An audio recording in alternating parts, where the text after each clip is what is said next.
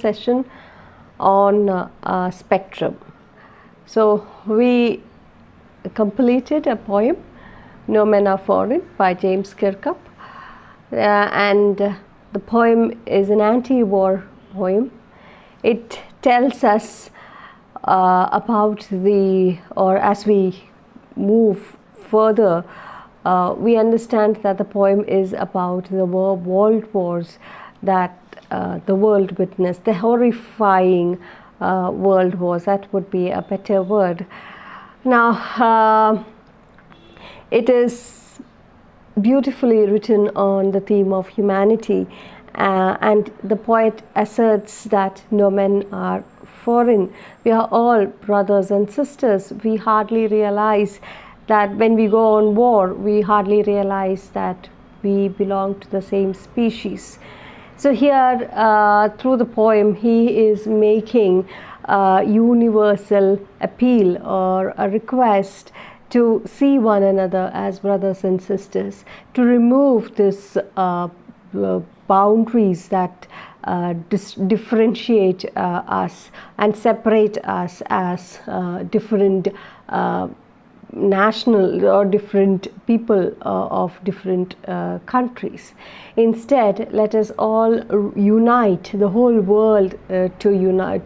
He wants the whole world to be united, and there should be only one country or one religion, and that is humanity, the religion being humanity and the country being the earth as such. And we have to recognize and we have to look upon our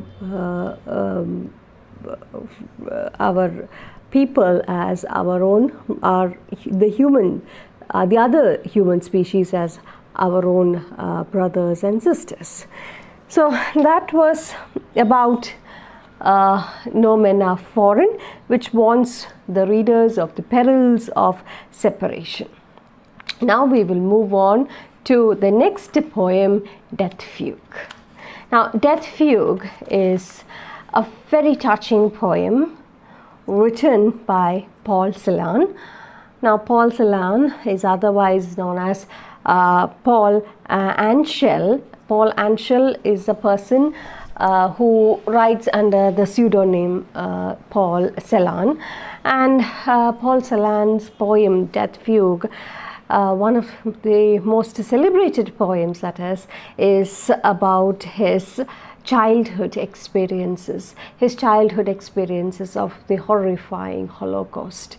So here again we come to the same theme that James Kirkup has left us with, and the theme is the horrors of World War.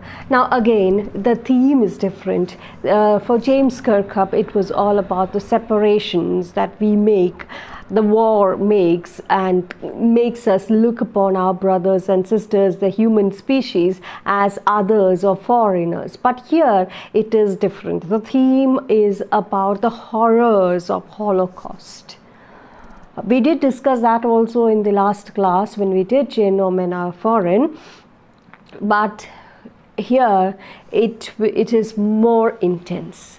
We have to go into the depths of Nazism. We have to dig into the roots of history a little bit or a little more to understand and appreciate the poem. Remember, Paul Celan is in fact a surviving victim. His parents were shot in front of him. The horrors that he faced in these concentration camps is vividly portrayed in his poem. The poem, though it looks, there is a lot of repetition. The poem looks simple, but look at the repetitions that is there. It looks as though it gives us the sound, or it gives us the feeling of an impending danger. The danger or the smell of death. There is in his poem the smell of death that every Jew had to face during that time. Okay, so we can understand this poem only if you have understood, or if you understand in depth the horrors of Holocaust.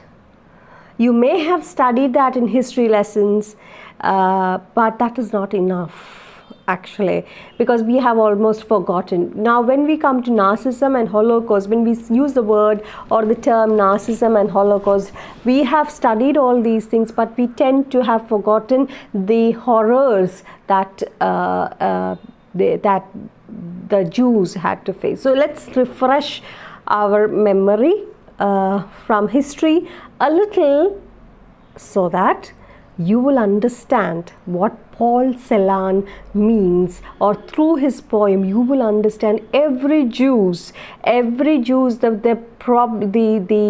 pain, the agony, the fear that they had to live through. So it was not like, for the Jews, it was not like, meeting, or they were dying before the real death. They were dying several times before the real death. That's what we can say, because every doorbell is a sign that they would be dead soon. Every visit of a Nazi soldier means he's going to be killed soon. He or she is going to be brutally killed or brutally attacked. All right. So to understand that psychological impact, or the psychological impact it had on the Jews, we have to do a little bit of history. So I hope you're ready to listen, and you're patient enough to listen, because only if you listen will you be able to appreciate the poem. I wouldn't say that you will not understand the poem. If you don't understand history, you will not understand the poem. Of course, a poem you can understand as we would be studying in formalism. You don't have to look beyond. You just, the words in the text is all that is needed to understand the poem. But I disagree with the formalists. I would say that every time when you look at a poem, if you understand more about the poet, if you understand more about the background in which he has written the poem, you understand in depth his poem, appreciate in depth his poem. All right, so let's begin. We'll just do a little bit of history, and then we will come to the poem. Okay, and only after that I will be speaking about, say, Paul Celan in detail. So the crimes that the Nazis committed were based on a system of beliefs and a set of practices. Nazi ideology is something that is synonymous with Hitler. According to this,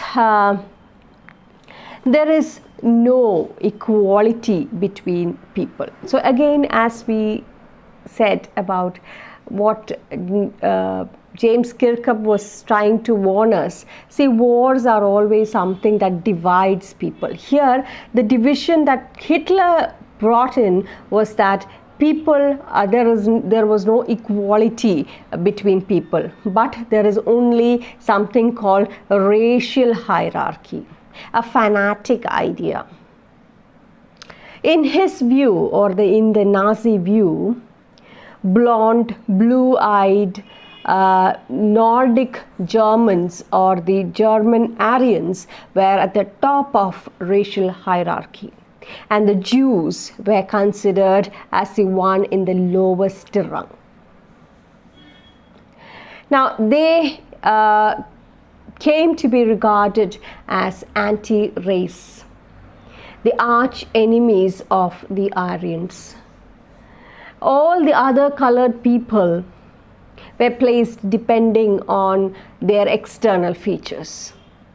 So it's not just the Jews, but also other colored people. So according to Hitler, the Aryans were the supremost, the superior race. So he was trying to reiterate the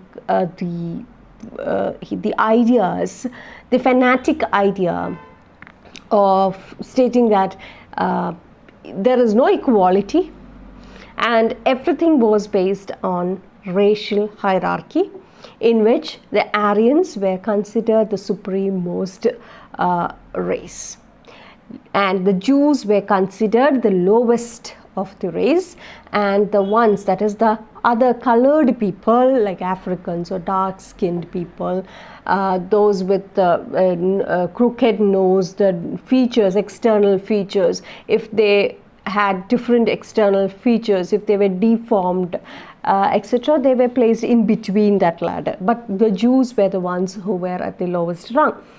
Hitler's racism was borrowed from Darwin. See, Darwin had nothing to do with this, okay? Darwin only stated how, or the natural process or the evolution of human species. But it was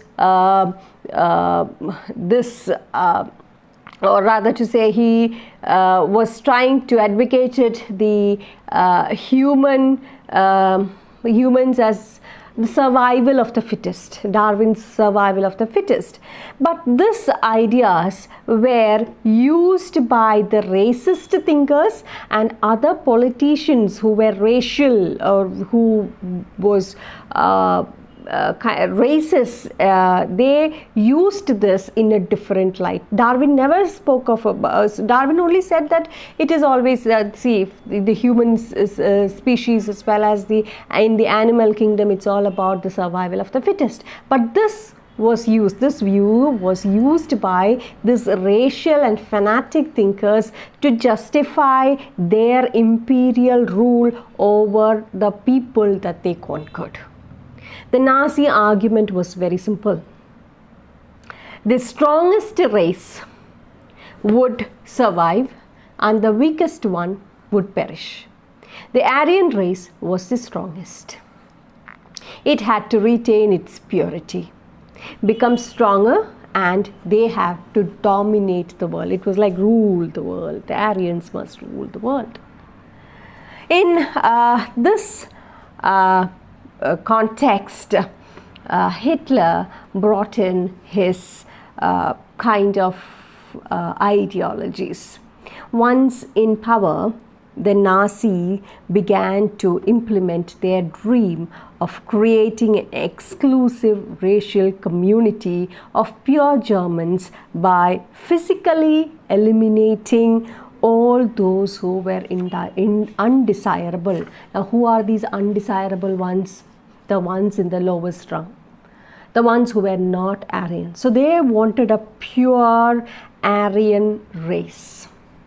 Others were all going to be physically eliminated. They're going to be killed. So these human beings were not even given the value of an animal. Now, they wanted only a society of pure and healthy Nordic Aryans. They alone were considered desirable, the Nordic Aryans. So this meant that even those Germans, even among the Germans, not all, you see, don't think that all the Germans were Nordic Aryans. Even among the Germans, those who were seen as impure, those who were abnormal, those who had deformalities, they were to be killed. They had no right to exist in a Nazi society.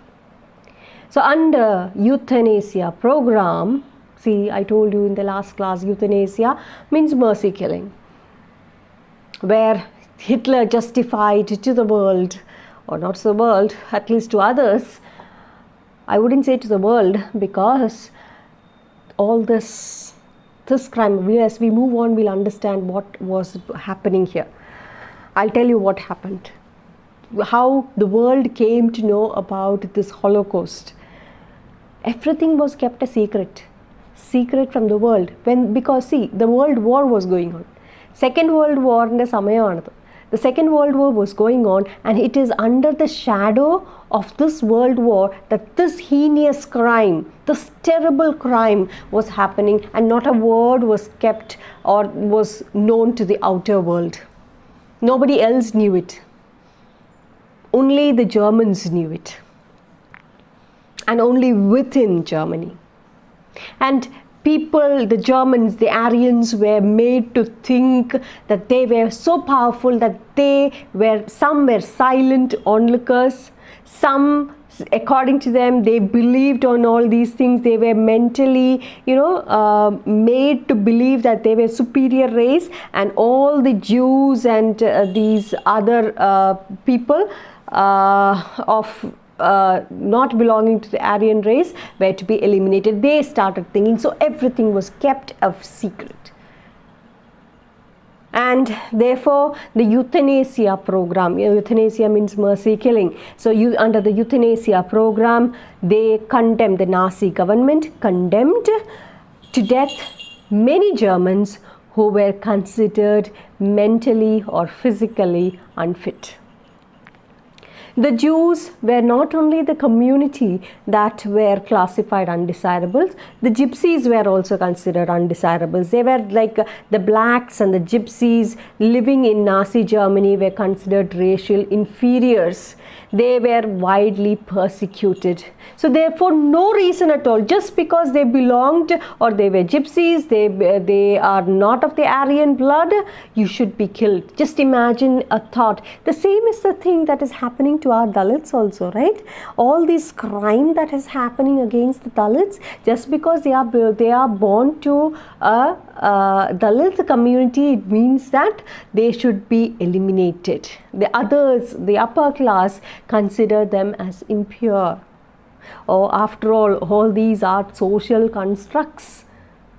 Nobody is born a Dalit. Nobody is born of inferior society or inferior community or race, right? All these are constructs. So even here, it was all about his pseudo-beliefs, Hitler's pseudo-beliefs of considering the Aryans as superior race. All these are social constructs actually. And here he was trying to build on that construct and thereby do crimes and make people understand that what he's doing is good, is for the good. Now, so they were widely persecuted. So many people, Jews and also the gypsies, the blacks and the others who were racially inferior, who threatened the biological purity of the superior Aryan race, they were all persecuted. They were killed. The Jews were the most or the worst sufferers in Nazi Germany. Nazis' hatred of the Jews had one thing. They had a precursor in the traditional Christian hostility towards them, because they are considered as, or they are stereotyped as killers of Christ, and they are considered, they are the ones who killed Christ. There's a hostility between the Jews and the Christians, but this is not about Christianity at all. In fact, it has nothing to do with that. It's based on this kind of ideology that the Jews had to face a lot of problems after Christian mass Christian conversion. The Jews had to face a lot of problems. They were barred from owning lands. They survived mainly on trade and money lending, and they became rich, of course. But here, Hitler's hatred of Jews was based on the pseudo-scientific theory of race. His pseudo-scientific theory, his false scientific theory of race, which held that conversion was no solution to Jewish problem. So even if the Jews got converted, there is no point, because that blood is impure. That's what he believed. He believed in the Aryan race, okay, and that Aryan race cannot. It has nothing to do with, you have to be born an Aryan. You cannot get converted. So it can be solved according to Hitler. This problem can be solved only through total elimination. That is, anybody who is not not born to the Aryan community or the Aryan race is to be killed.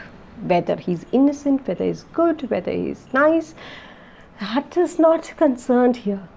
As long as you are born to the Aryan race, you will live. If not, you are to be eliminated. So, see, under the shadow of the war, the Nazis proceeded to realize this murderous and racial ideal.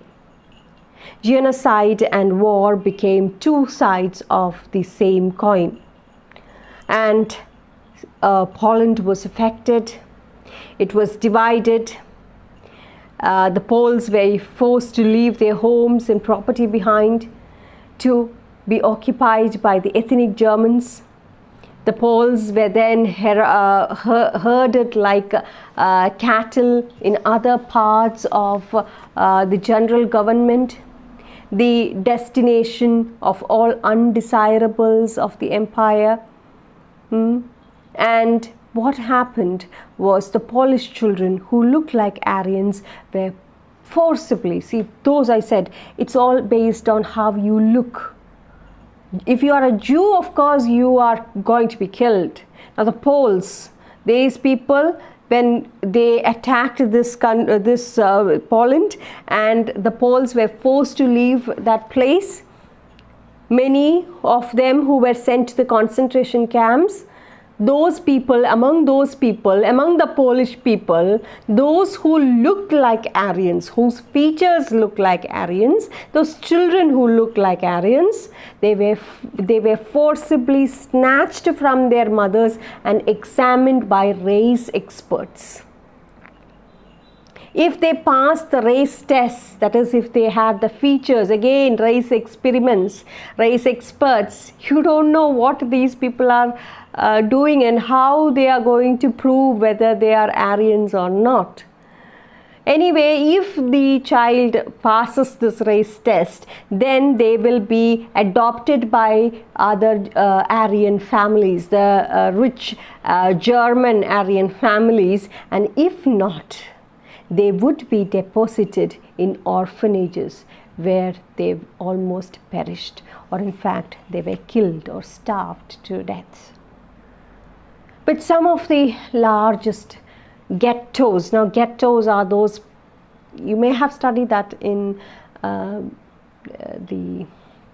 history. Ghettos are those places where Jews were put. And the gas chambers, these ghettos and gas chambers served as killing fields for the Jews. It's just like a slaughterhouse where there is a mass killing happening. Now I'll share few pictures of how these Nazis ideologies, they tried to propagate, or they tried to bring in hatred for the Jews in the minds of others. How a few posters, many posters were put, and the gas chambers and how they were killed, the photographs of horrors. You will find piles of clothes before they were forced into the gas chambers. You will find piles of clothes outside the gas chambers.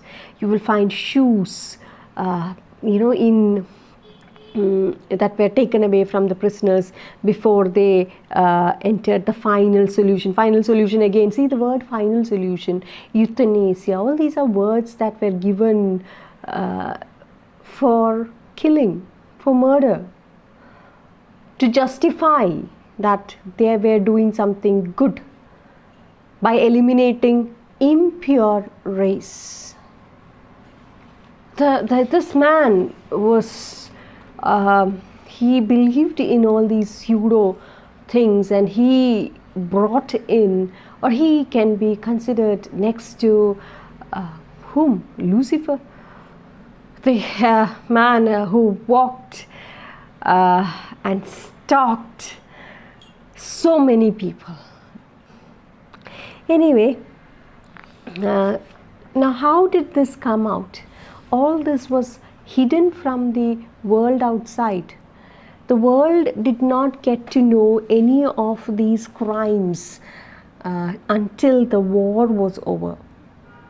Many Nazis, they have written about this. The whole world got to know it through several memoirs, several diary entries, several things that were hidden inside. Information about the Nazi practices had trickled out of Germany during the last years of war. ഏറ്റവും അവസാനം വാറിൻ്റെ second world war അവസാനിക്കാറായ സമയത്താണ് ഇതിനെ പറ്റിയിട്ടുള്ള കുറച്ച് information started leaking out to the world. But it was only after the war, the world came to know of it, but only in the last few years, last few years of the war. But the horrors it was only after the war ended and Germany was defeated that the world came to realize of the horrors that happened in the war. We see only we know about the bombardment that happened in Hiroshima and Nagasaki by the Americans. The Americans were not involved in the war in the beginning. They stayed out of the war in the Second World War because the First World War itself, they incurred a big loss and therefore they said we are not in it. But then what happened was Germany was attacking and half of Europe was in their when Hitler came to power. In the First World War, Germany lost, but in the Second World War, Germany became very strong under Hitler, and it was like conquering half of the Eastern Europe. And Japan took the side of Germany. They sided Germany, and they were occupying the French occupations or the French occupied colonies and the Indo-China area and all. And that is when America came they were forced to take part because Japan had bombarded the US Pearl Harbor. That was when the Americans, they said, okay, that's it. That's enough. Enough is enough. So they waged forward and they dropped the atom bomb in Hiroshima and Nagasaki. But you must also understand that this was not only one incident. There were many other more horrifying incidents that happened than Hiroshima and Nagasaki. I want you to Google and search and you will find that out. Okay, that war or those destructions that were more severe than Hiroshima and Nagasaki. Anyway, as I was telling you, when America came into fight, then these people actually they became very strong. The powers they became very strong, and it was after the war ended that this horrors of the Holocaust was found. The Jews wanted the world to remember the atrocities and sufferings that they endured during the Nazi killing operations, also which was referred to as the Holocaust. Nazi killing operation is referred to as the Holocaust. So there is even there is a very interesting anecdote of a person a person who was in the ghettos were the ones where Jews stayed. And these ghettos in the Nazi regime, these ghettos were synonymous with sheds, or these were synonymous with killing chambers also. Like, they were starved to death. There is nothing to eat. There would be dead bodies in each ghettos because they are starved. They have no food. They have to work at the same, and they are starved to death, purposefully starved to death because they are Jews. Okay, so these ghettos, an inhabitant, a person living in this ghetto, he said, it's a very interesting anecdote. He said, I want to live at least half an hour. I want to outlive the war just for half an hour. What does that mean? Presumably, what he meant was, he wanted to he would be able to tell the whole world what happened in the Nazi Germany. Because this Holocaust, that is the Nazi killing of the Jews, was kept a secret from the world. So they were doing all this under the shadow of war. They came to power.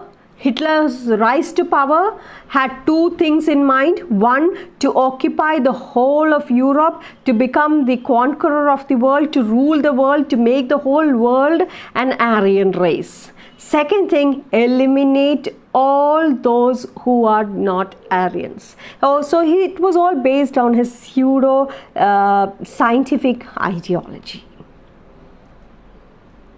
All right. So the horrors that these people had to face, they were starved to death, they were put in chambers, gas chambers, they were gassed, and these gas, they would die instantly. Many women were raped because they were Jews or they belonged to the inferior race. Children were snatched from their parents, or if they had Aryan features. If they were Jews, they would be mercilessly slaughtered, they would be mercilessly killed. Some were put in gas chambers, some were killed violently. And it was like entering a slaughterhouse where humans are killed because they don't belong to a particular race. All right. Now that's with the history of Holocaust. Now we'll come to death views. Now, who is Paul Celan? And why did I tell you about Paul or all this about the Holocaust? Well, Paul Celan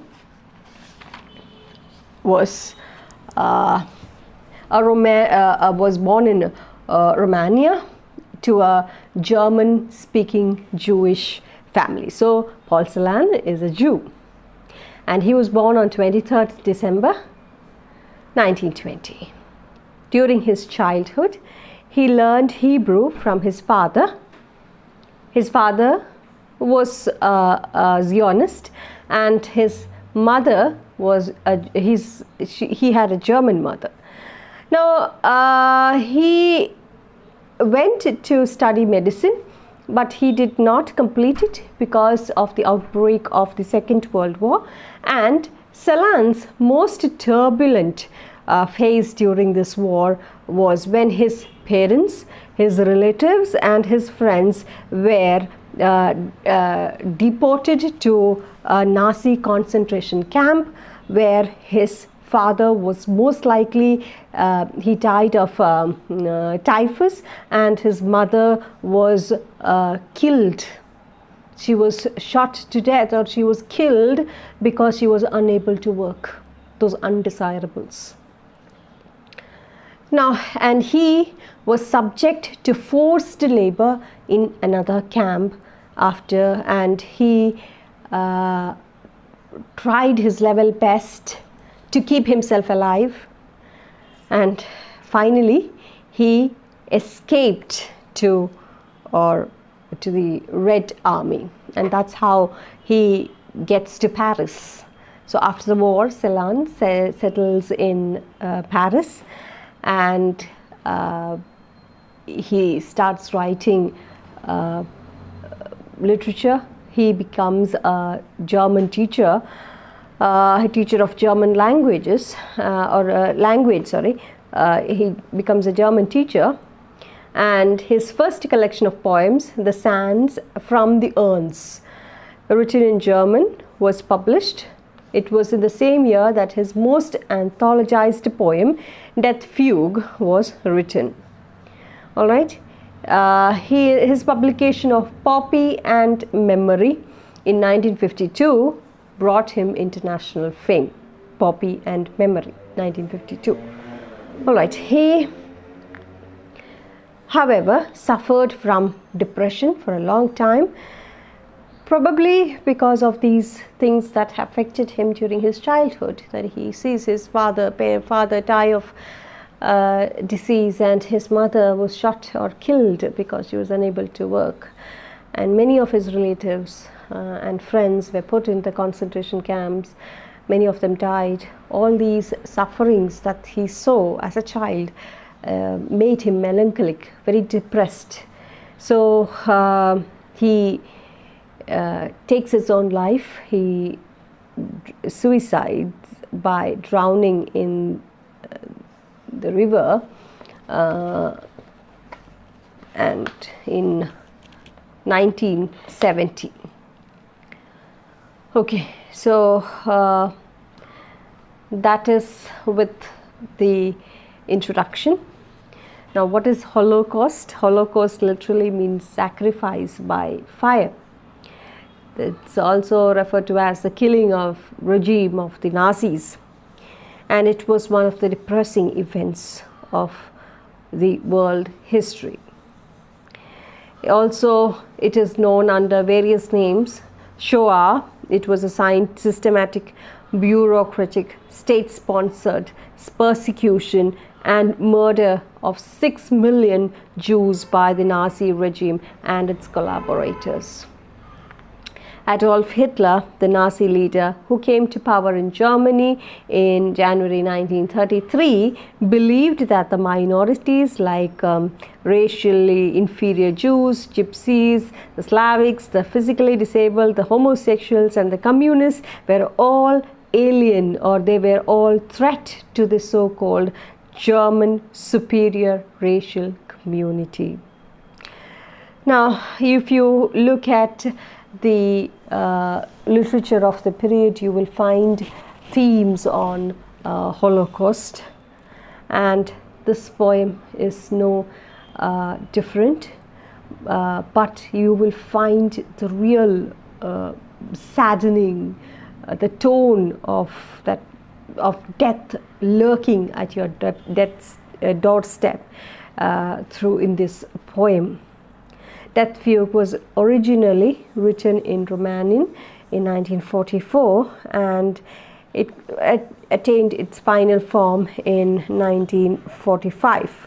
It was translated to German in 1948 and is an example of Holocaust poetry.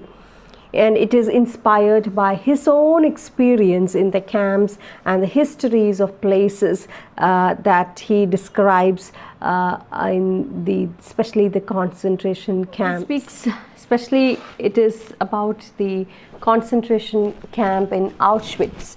Auschwitz is a concentration camp, is where the Nazi Germany's occupied Poland, where that place where they occupied the occupied Poland by the Nazi Germany, and Auschwitz was a concentration camp, a main concentration camp in that area.